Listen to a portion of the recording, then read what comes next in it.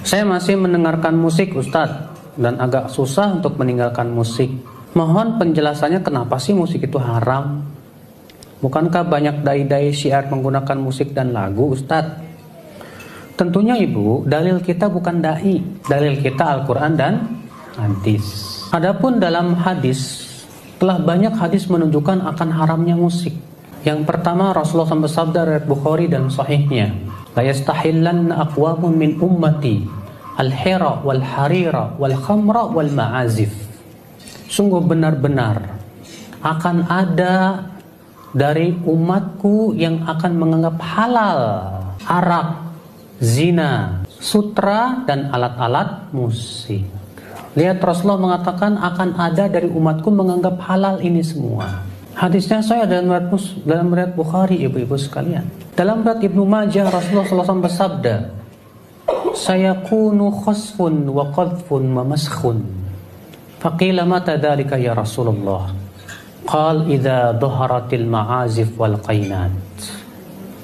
Nanti benar-benar akan ada bumi yang akan ditenggelamkan, dilempari dengan batu, dan orang-orang yang dirubah akhlaknya dan rupanya. Lalu para sahabat bertanya, kapan itu terjadi ya Rasulullah?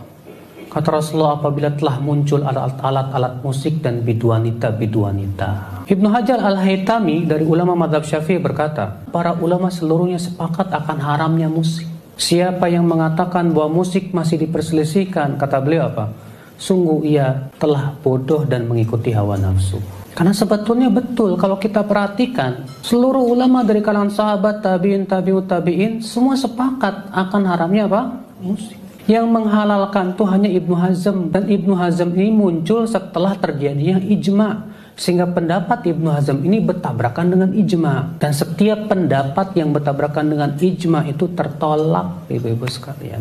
Makanya kita jangan melihat siapa yang mengamalkan, tapi lihat dalilnya yang berasal dari Allah dan Rasulnya. Memang Bu ya, kalau ibu terbiasa musik-musik, pas ngedengar musik haram, ibu merasa heran, sepi amat dunia tanpa musik. Tapi kalau kita terbiasa baca Quran, menikmati Al-Quran, lewat tuh musik Bu.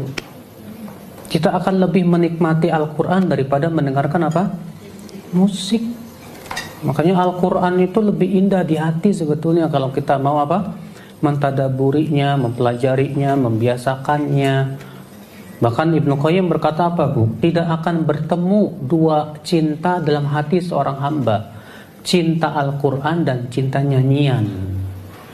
Orang yang sangat cinta nyanyian, dia tidak akan cinta Al-Quran. Walaupun mulutnya berkata saya cinta, tapi hatinya tidak akan seperti itu. Sekarang ibu mau pilih mana, cinta yang nyanyian apa Al-Quran? Gak bakalan ketemu Bu. Kalau ibu berkata saya pengen cinta dua-duanya, gak mungkin.